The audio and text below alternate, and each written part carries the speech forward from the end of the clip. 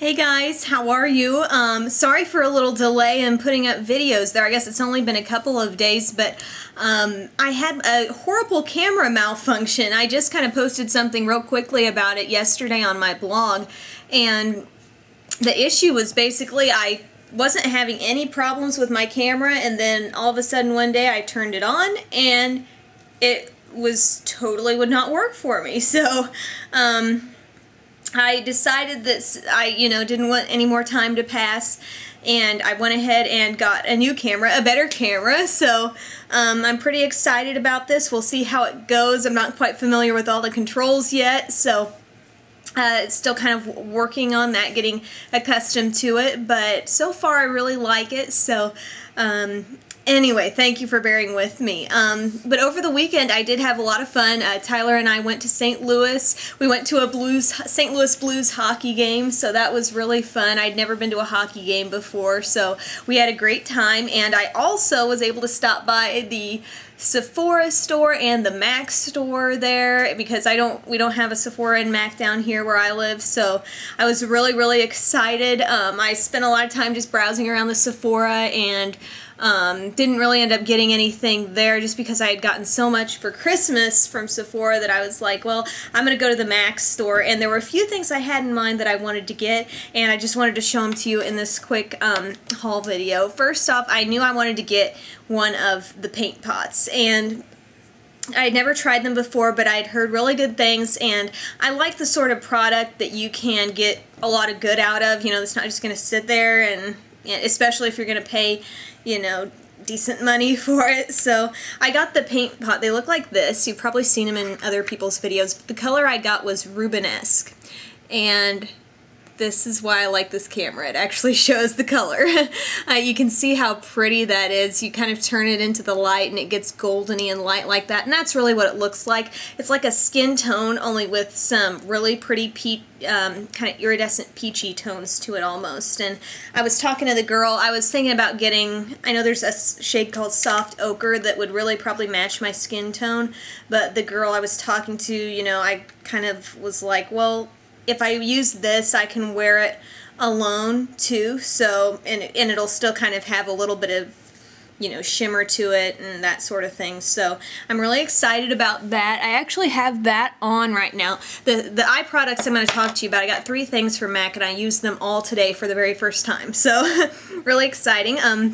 I got a light shade that I used both on my brow bone here, and keep in mind, like, if this doesn't look perfect, I mean, I've gone through a whole day of work so far, but I've used it on my lid and also the brow bone, and the shade is called, and I also used the paint pot underneath, so I really like how it's coming off right now, even after a whole day.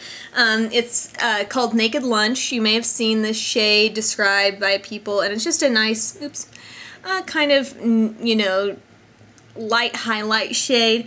It's a frost. There is like a little bit of shimmer to it, but it's just perfect for on your lid, I feel like, and I just thought it was a great color to start out with and would be versatile for me. And then the other shade, I love plummy brown shades, and this shade is called Sketch, and this is gorgeous. It's got, it's a velvet shade, and you can see as it hits the light it does have a little bit of kind of a gleam to it, and I love how this shade is so versatile. I have it there in my crease and sort of on the outer half, and it just is so buildable. Like, I used it pretty lightly, I thought, but I could easily build that up and make a really pretty smoky eye out of this. So anyway, my only 2 MAC eyeshadows right now, so I'm pretty excited about that. But what I am perhaps even more enthusiastic about, when I went to Sephora, I did want to go there and get some of the Too Faced Shadow Insurance. As you know, I've been using the Mary Kay Eye Primer for quite some time, and I've really liked it,